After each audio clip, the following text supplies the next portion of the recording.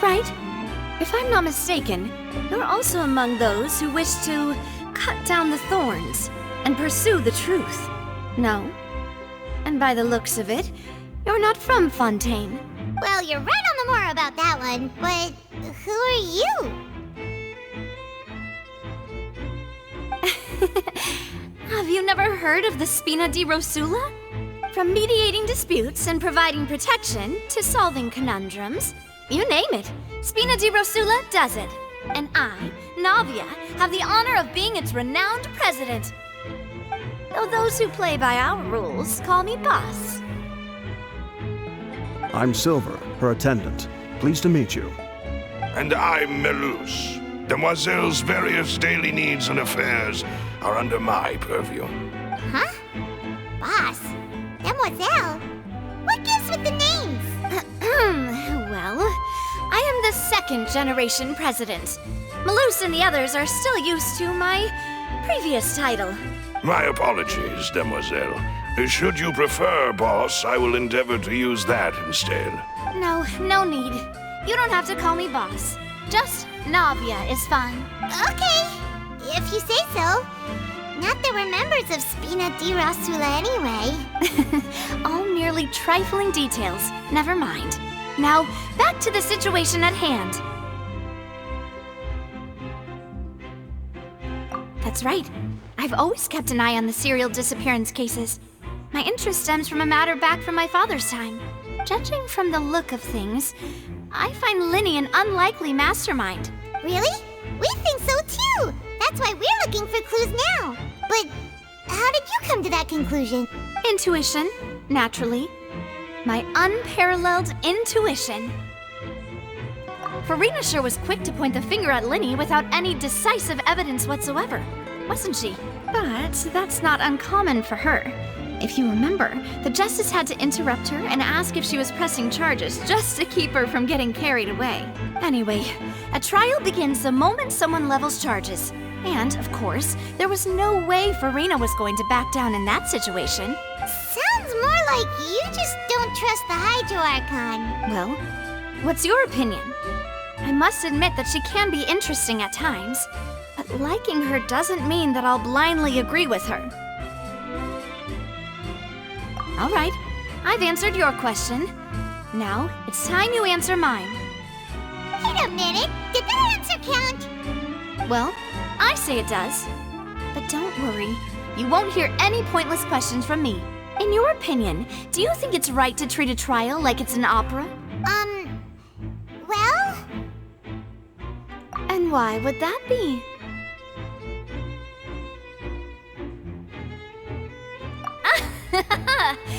See, Silver and Melus? I told you they'd be different. Most astute of you, Demoiselle. I, too, think that the Traveler's response was most excellent.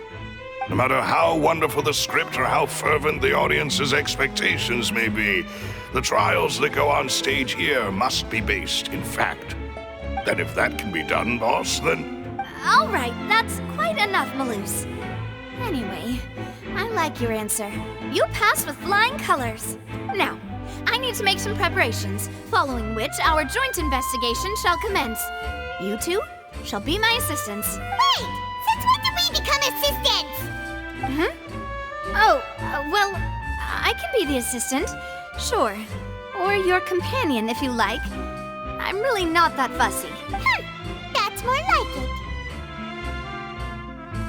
Far be it from me to brag, but I believe that Demoiselle's intuition will be instrumental in uncovering the truth. You wish to save a friend from false accusations, and we wish to unravel the disappearances. In this sense, our goals are aligned. You have a point. You're quite the talker, aren't you, mister? And what about you over there? What do you think? You seem like you've got something on your mind. I have nothing to add. Oh, alrighty then. We'll be making some preparations first. Just be sure to let us know if they start revealing Linny's tricks. Thanks!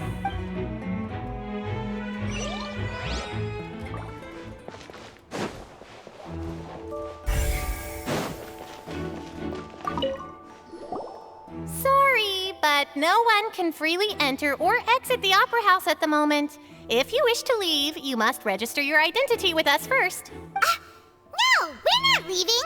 We're representing Linny and Lynette as attorneys, so we're investigating the case. Were you always guarding this entrance? Yes, after the Chief Justice gave the order, everyone coming in or out must undergo a strict inspection. So, the missing girl couldn't have left from here. At least, not from that point on. I doubt there was much opportunity then, either. How can you be so sure, Well, because I was in charge of security near the entrance at that time. I couldn't see Linny's performance from here, which was quite a shame. Just my luck. But still, I did not abandon my post. And I stayed put no matter how loud the applause was. If someone had so much as even approached the door, I would have noticed it, let alone if they had tried to leave. We Melusines are good at that sort of thing, you know. So, it's safe to say the girl couldn't have left through here. All right, thank you for your help. This will be useful info.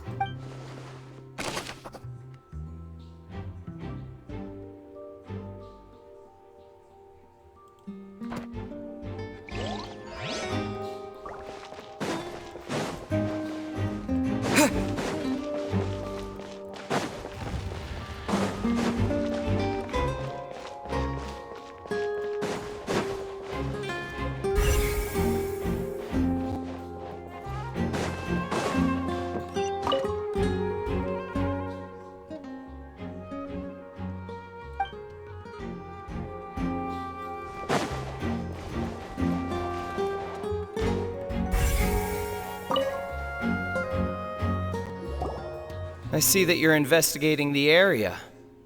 Well, it just so happens that I'm interested too. If you find any new and interesting leads, be sure to share them with me, all right? We don't have too many thoughts yet.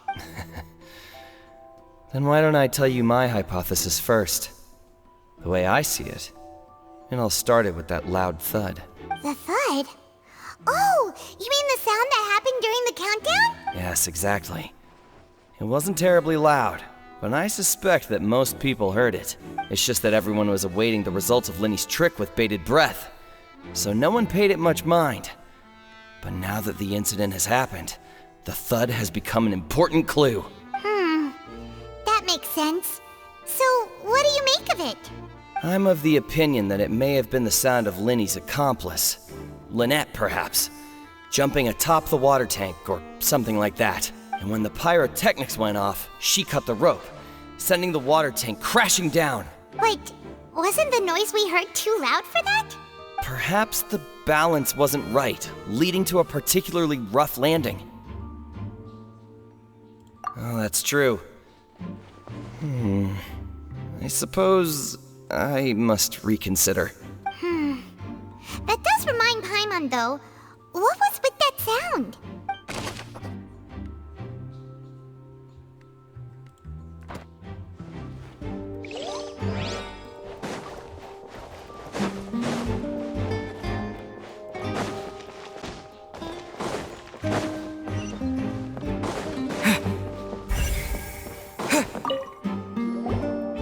So this is the rope that broke and caused the water tank to fall. The rope looks pretty durable. How can it be burned through so quickly by fireworks?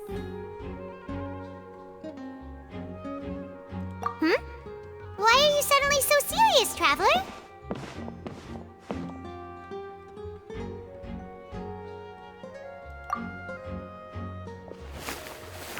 Whoa!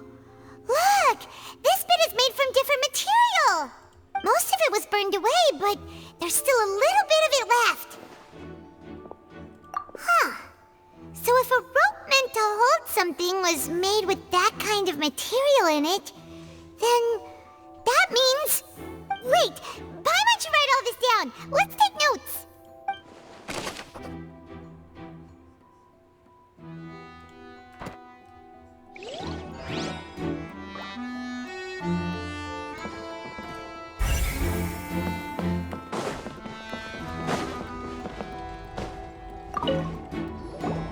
Hello there!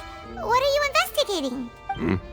Oh, This location has also been cordoned off because the Magic Troop members are currently considered prime suspects. The investigation team is still collecting evidence. The seats were all booked in advance, so we were able to deduce the missing woman's identity by checking the guest list. Sure, it's not like this is confidential information. We will publish it later anyway when we petition the public to help us find the missing person. Her name is Halsey. She's a painter from Fontaine who's made a bit of a name for herself. Apparently, she wasn't a regular at the Opera House, but she'd been feeling some pressure with her work lately, which made her decide to come see the magic show. The Magic Troop members all claim not to know her. We have looked into her social connections. It seems that she has no personal grievances or conflicts of interest with the suspects. Simply put, she wasn't related to the Magic Troop at all, which matches the features of the previous serial disappearances. Were the victims of previous cases also chosen at random? That's how it seems to us, in any case. Apart from the fact that they were all young women of around the same age range, there really weren't any other connections between them. Okay then. No need to be so formal. If you do happen to see the missing girl, please be sure to contact us. It is of utmost importance that we get to the bottom of these disappearances.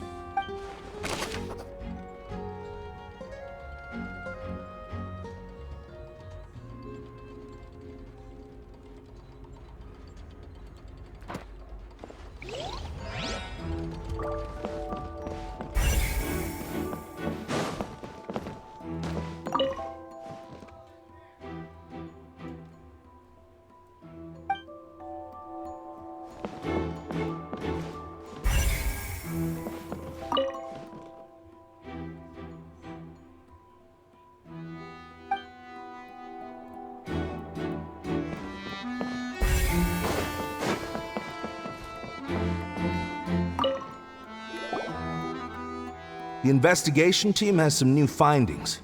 Turns out there's an issue with the random number selector after all. See, I told you. What if the machine picked some big guy's seat? You think the murderer would have still made his move then? Sorry to interrupt, but we're helping Linny and Lynette with their side of the investigation. What were you saying about the number selector? There's something wrong with it? You're trying to help them? That'll be a tall order. Linny used the machine to pick a random member of the audience during his performance, right? The lucky girl that later disappeared.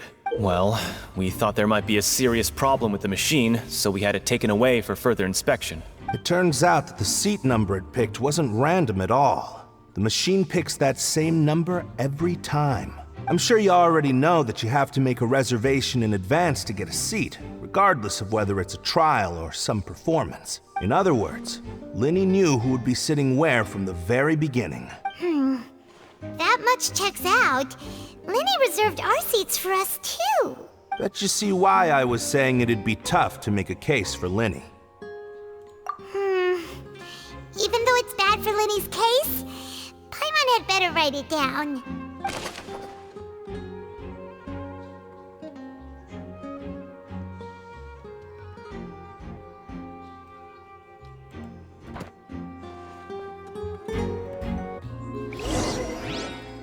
We've checked everything of note here at the performance venue. Paimon wonders how Linny's discussion with the guards is going. Let's go see, shall we? Ooh, things are getting interesting, huh? We're about to see how magic is made. Understood. Then I will be going with you. Just so you're aware, I will be monitoring your actions and making notes as necessary. Very good. Thanks for being so agreeable. I'd pull a rose out of my hat as a gift for you if I could. You may spare the pleasantries. I'm just doing my job. You've arrived. Who's this? Me? I'm Spina di Rosula's guardian angel. If you've got a problem, I've got the firepower. Sorry, I got a little carried away there. Call me Navia. I'm a partner of theirs, and will be helping investigate this whole situation. And these are my companions. Would you mind if they join as well? Fine by me. Oh, new helpers? I would be most grateful. Well, let's just say we're tagging along. It's not every day you get to see the secrets behind magic performed on such a large scale. I appreciate your kind interest. Come with me. We'll be heading below stage. Huh? Below stage? Yes, a world of secrets is hidden beneath this magic box, prepared specifically for this switcheroo trick. But before I reveal everything, you should have a look first. Notice anything strange here?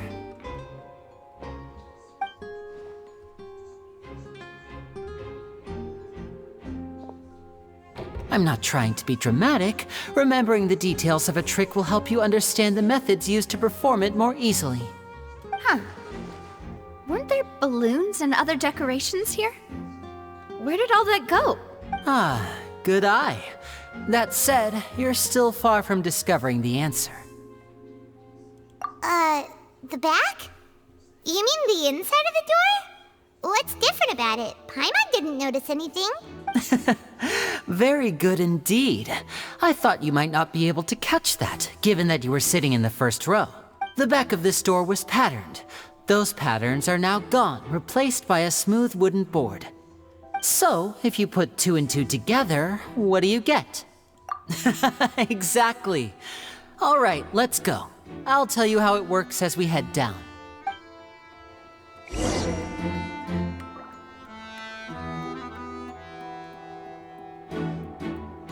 Oh, so there was a passageway under the magic box! I knew you'd figure out most of it as soon as you saw this place.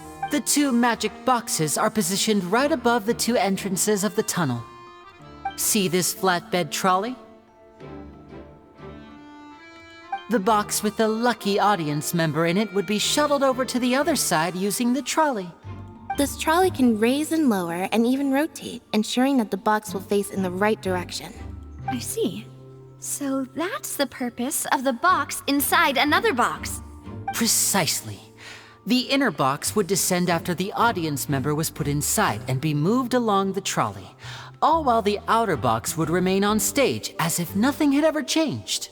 So that's how you did it! Once the box was lowered, the trolley would store some energy through this device here, with which it would complete the rest of the steps.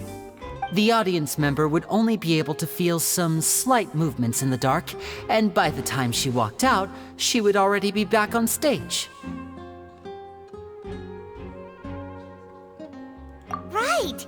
You were talking that whole time, and you even came out for a moment near the end! Ah, yes. A phonograph operated by Lynette was used to achieve that effect. My assistant and I had already scripted our conversation beforehand. When the countdown began, I had already gone to the opposite box via a tunnel using that ladder. And what about Lynette? Where was she? I was in the mezzanine space in the back of the box.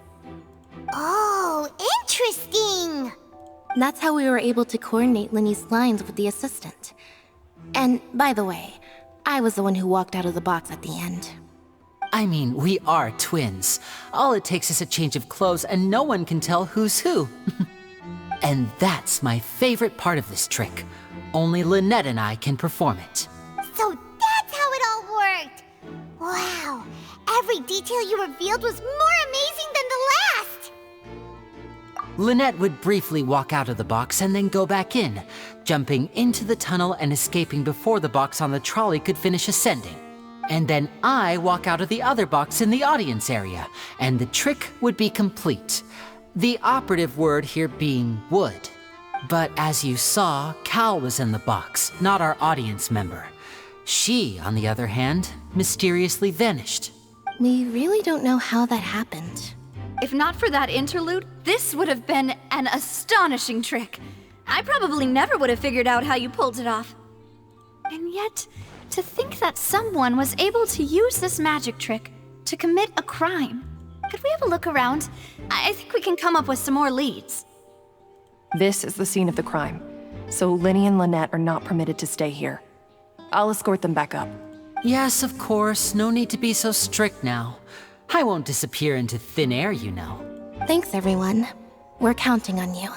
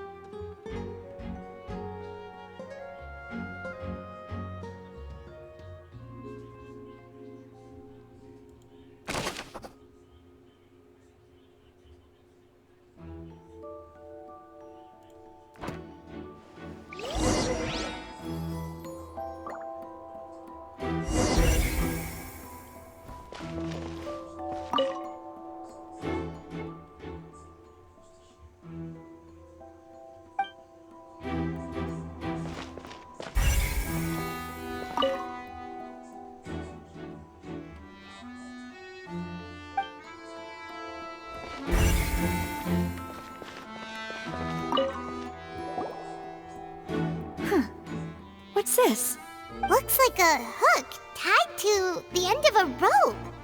Huh? There's all kinds of odds and ends here. Perhaps it was a prop for a different trick. But why would it have been left here? Whatever it is, let's make a note of it first.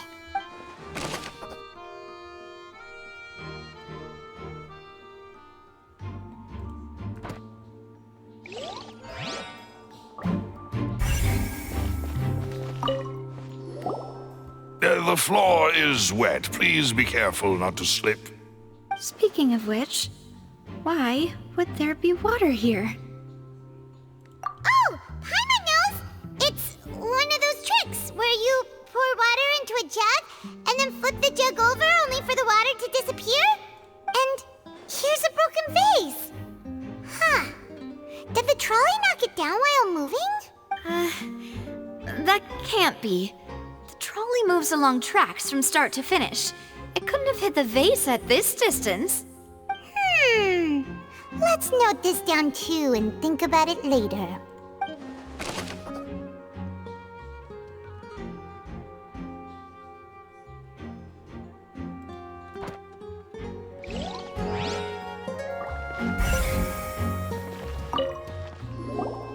Oh, these are the clothes that the lady chosen from the audience was wearing, right? Her clothes are here, but she's nowhere to be found. Right. And do you really need to do that if you're kidnapping them? Ugh, this is so confusing. Paimon doesn't want to be a detective anymore.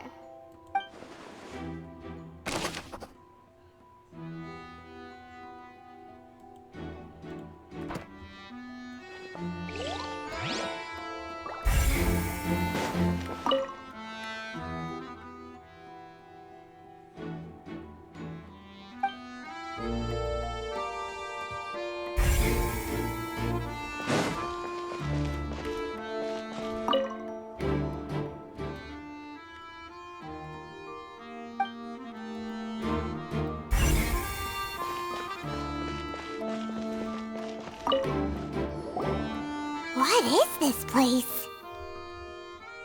It seems someone could fit through here. Could this have been the suspect's escape route?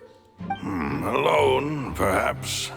But if they had to pull another person with them, this space would be too narrow. But there are no other ways in or out of here. Oh, you're right! Let Paimon write that down.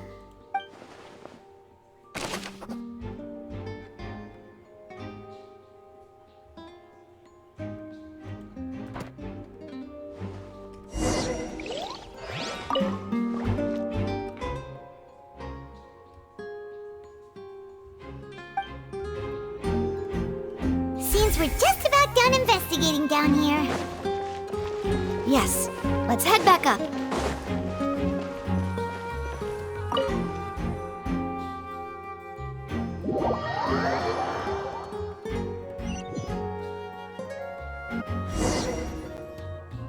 Well, we've ascertained the state of the crime scene. Let's find a place to sort out our findings once Malus returns. It seems to me that there are several things that don't add up here. Apologies for the wait, demoiselle. So, what did the guards say? Did the criminal escape through the vent? They believe the odds of that are very low, since the vent leads to the Opera House's basement. The guards have checked the area carefully. No one left through the basement during the performance or after the incident, and no one was found hiding there. So the tunnels become like a secret chamber then! You know, like the kind you usually see in novels! The plot thickens. Halsey's disappearance and Cowell's death are both quite inexplicable. No wonder Farina was so confident in her accusation. All the current evidence points toward Linny and Lynette. In other words, the charges are very likely to be upheld unless we make some considerable progress. Charges and then trial. So if the charges are upheld, they'll announce a sentence? That's right. This is how a trial goes in the Opera House. During the proceedings, the Chief Justice and the Oratrice will hear statements from both sides. That's right. This is how indemnitium is produced. The statements from both sides, the defenses from attorneys, witness testimonies, and even the audience's emotions will all be projected on the oratrice. To put it simply, it's as if the oratrice has its own will, and is a judge in its own right. This also precludes any kind of favoritism on the part of the Chief Justice. And not that this has ever happened anyway. Once both sides have finished speaking, the Chief Justice will make his final decision. This, too, will be used by the oratrice as a reference. Then, finally, the oratrice will be consulted by officials. The result it returns is the will of justice itself. Huh? So that machine is the one that actually decides? Paimon thought Neuvillette called the shots. In practice, there is very little difference. Both have always come to the same judgment, which is why people have great faith in the Chief Justice. Ah, yes, the guards also asked me to convey that none of us will be allowed to leave this place before the trial. Huh? Why? Because we've chosen to act as the twins' proxies. That makes us persons related to the case. They're concerned that we might be colluding with outside parties, or that we might find outside help to disrupt the case. And even if that were not so, it could prove problematic if we happen to spread key information about the case ahead of time. I'm ready to break out at any time. Whoa! There's no need for that! Paimon thinks they have a point. That said, are they providing food? Of course. I just hope you don't mind the lack of options. I'm afraid that catering to all tastes is not in the cards, nor is any guarantee of balanced nutrition. In that case, let's just sort out our findings together here. Pity. I was hoping to take you to try some of Fontaine's famous desserts, too. I mean, what better way to properly think through our findings than over some tea and sweets? Huh. Breaking out suddenly doesn't seem like such a bad idea after all. Just kidding! Paimon will still do her best, even if there are no snacks. What do you mean, no snacks? Of course we'll have snacks. If we cannot buy some, then we'll simply make some. Huh? Here? But how? Understood, Demoiselle. Everyone, please come with me.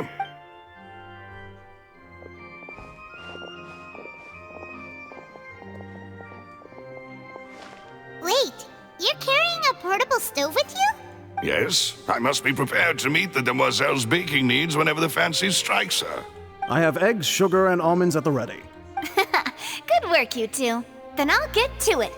Please sit tight for a moment. You'll get to taste my awesome snacks soon enough. These three are quite the interesting group.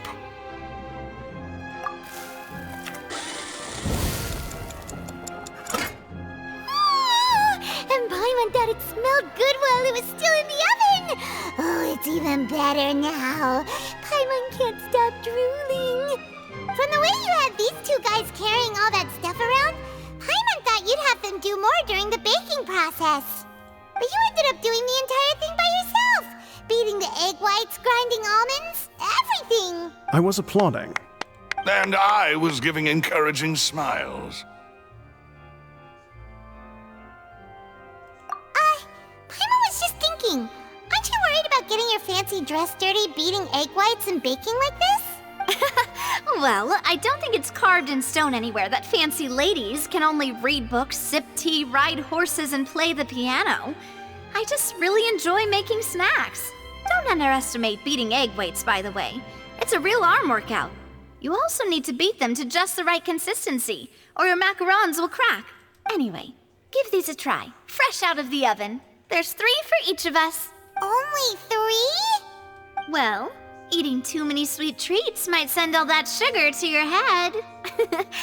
You wouldn't be able to think clearly about the case on a sugar rush, would you? Tea is ready to be served as well. This is Demoiselle's favorite, strong black tea with a floral fragrance that clears the mind and lifts the spirit. No need for concern. I'm merely doing as I should. All right then. Down to business. As Paimon mentioned previously, the tunnel seems to be something of a secret chamber. However, we can assume that Linny and Lynette were not alone within it. Some criminal also occupied its sealed confines. The magician twins could have committed the crimes, of course, but they lack any logical motive. Exactly! Why would they do such a thing right when everyone was watching?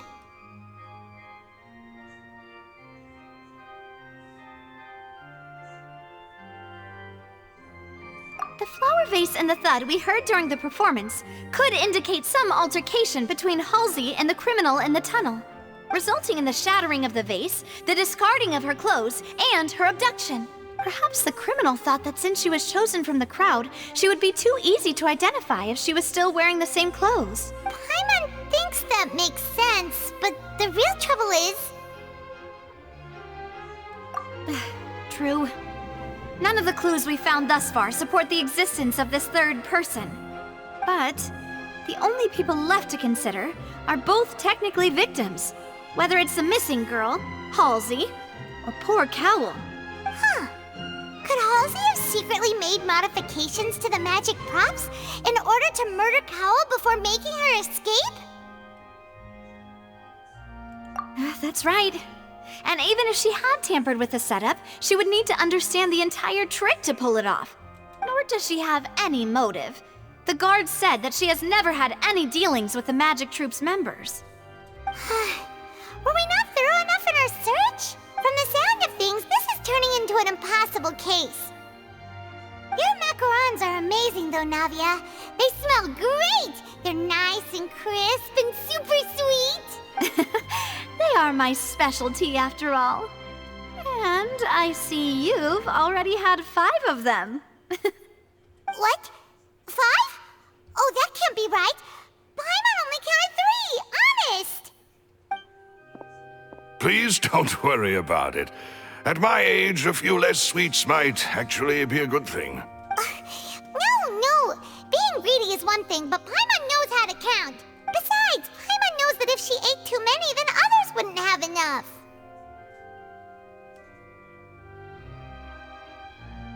Wait, even you don't believe Paimon? How could you?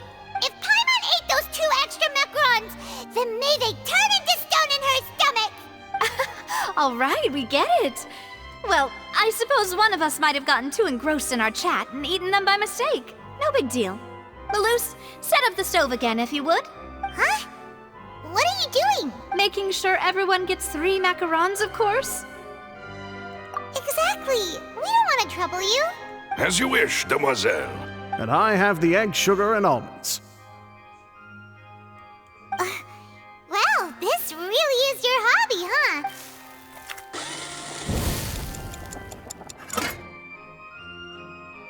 Well, that's it for snack time. I'm going to have another look around the area.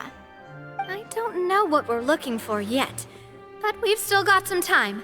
As attorneys, I suggest the 2 of you think the case over again. It would be awkward if you got all tongue-tied on stage during the trial. All right, thanks for your help and for the snacks. It was nothing. A small task for the Spina di Rosula.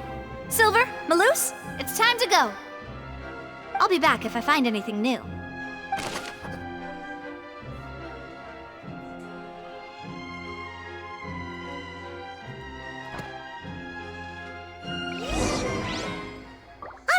It's time to put our heads together. We've got to get our defense ready for the trial. Oh, it's probably gonna be a long and difficult case. There's no point in worrying about that now. We just need to prepare. Here, take Paimon's notes. They should help you review the situation.